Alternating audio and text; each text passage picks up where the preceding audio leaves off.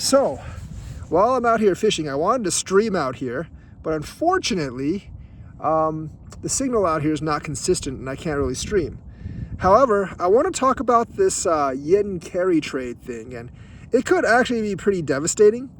I don't think it's as bad as the pundits actually make it out to be. They're like, it could collapse the entire bond system and recycle the entire economy. I wouldn't, say that. But it could actually have some really, really bad detrimental effects. And this has to be with Japan raising their interest rates. Japan's interest rate has been zero for a very, very long time. And that's because their economy has not been good for, a generation. That's mainly because they don't really have too much immigration. And it's really hard to get any kind of naturalization in Japan. So, yeah, they don't really have an influx of workers. And their population is basically at the point to where it's contracting and not expanding, and that's a huge problem.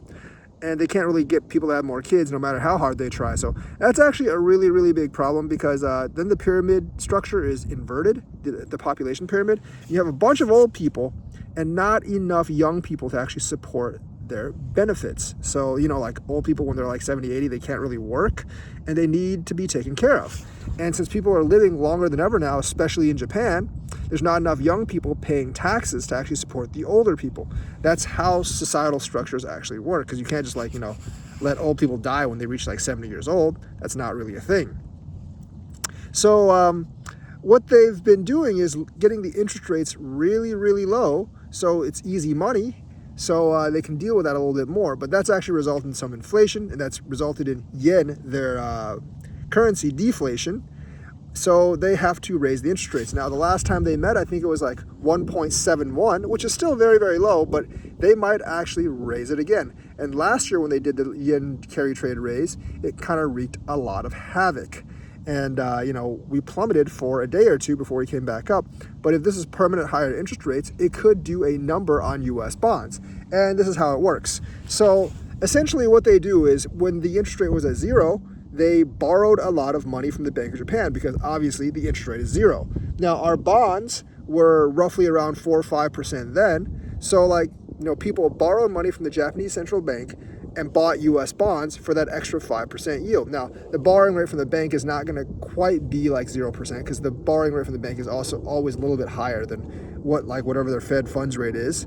But still, there was a good amount of profit because our bonds were around 5%, so they can get that difference of 0 to 5%. Now, it's not only Japanese people that did it, it's other foreign countries that actually did it too, like smaller countries. They obviously want to make money, right?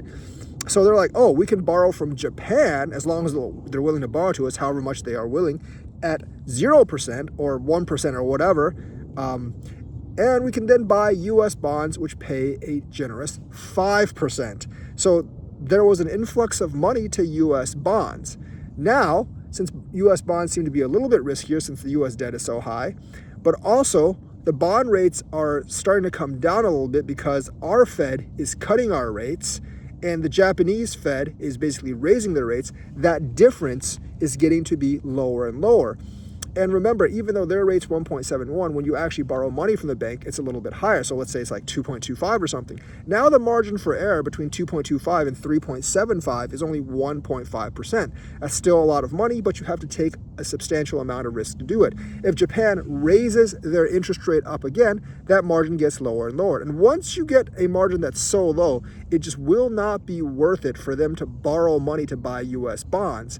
And not only will they stop buying U.S. bonds, even if they bought the bonds that they have bought, they might try to sell on the open market to pay back the loans. Because at that point, it will be costing them more to borrow money to buy U.S. bonds than actually, be costing more money to actually buy U.S. bonds than they're actually making. So what that means is there's going to be a lot of foreign bonds on the U.S. market that don't really have buyers. And that's going to push the bond yields up again. And that's something in crypto that we don't want. Yes, it'll actually kind of destabilize the economy. I don't know if it'll have too much effect on the US dollar. My guess is no. And if it does have effect on the US dollar, it'll probably affect all the other currencies as well.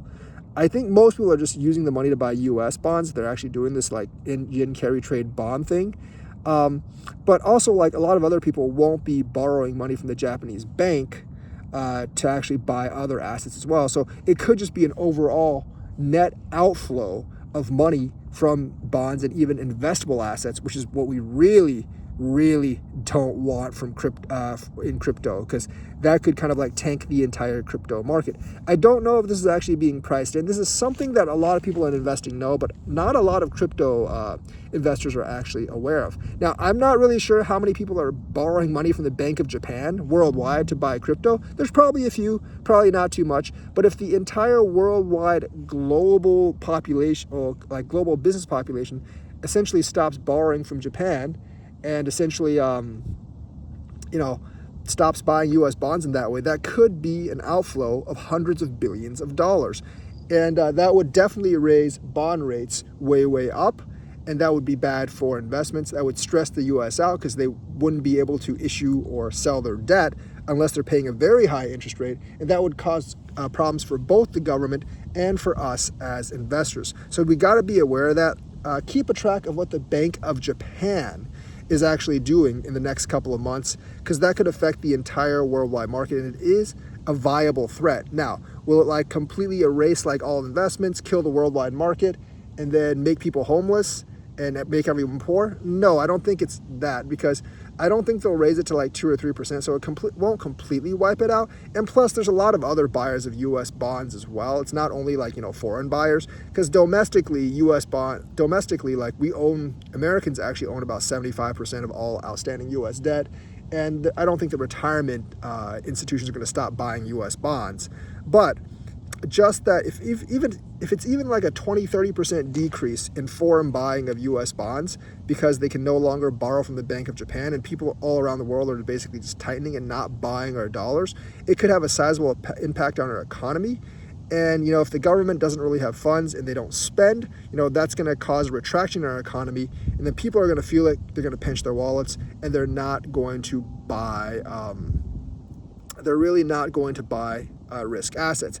And if there are big buyers that are borrowing from Japan to actually buy crypto and stocks, well, that's probably going to stop once it gets 2 or 3%. So it's a multifaceted attack on how our investment structure works. Like I said, I don't really know how many people in the U.S. domestically, whether retailers or big institutions, actually borrow money from the BOJ, but that's probably going to stop within the next year, and you can see some bounce back effects. So that could actually take not just crypto, but the stock market lower as well. Bond yields will probably go up despite the Fed cutting rates down, and that could actually make some people actually more interested in bonds as well and suck some money out of crypto. So there's a lot of different dynamics actually going on here, and there's a lot of different articles writing about this. I mean, the people that are theorizing this, I think, are stretching it too far. They're acting like, the only buyers of U.S. bonds are these foreign buyers that are borrowing from the Bank of Japan. They're not. There's plenty of domestic buyers and people that are just buying without borrowing from the Bank of Japan, and there's probably other countries they can borrow from too. But Japan is one of the largest holders of U.S. bonds. A lot of people do borrow from the Bank of Japan. If that shuts down, Japan themselves could also sell a lot of U.S. bonds as well, and that would flood the market even more, because Japan and not China now is the biggest buyer of U.S. bonds. So the bond market could easily negatively impact the crypto market just because there's a lot of bonds on the market. The yields can go up. People will look at that. No one's buying U.S. bonds. They're going to be afraid that the American economy is in even more dire straits than it actually is right now, and they're going to kind of like shrink back their money. Obviously, some people are going to be like, well, if we can't borrow to buy bonds, we got to borrow to buy something else that's even more risky, so we can actually make money from borrowing from the Bank of Japan. But the problem is, like, I think most people aren't actually going to do that. And if you look at the Fed funds rate, like if it comes down to like 2, then it really won't be that much different from the Bank of Japan. So I think like any kind of like rise by the Bank of Japan in their interest rates can actually affect the American economy and the entire world economy, especially in bonds, but probably in the market and stocks as well. Because, if any of these major countries raises their rates, that is a restriction on the money supply, makes the money supply smaller.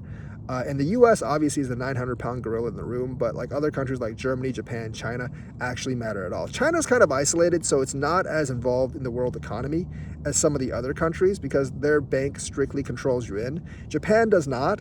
So this could actually be a very, very tricky issue. Don't basically pay attention to the stories of Armageddon that some of these guys are trying to sell, but pay attention to this because this is a substantial deal. So let me know what you think. Like and subscribe. We'll talk about it on tonight's stream, and I will see you guys later.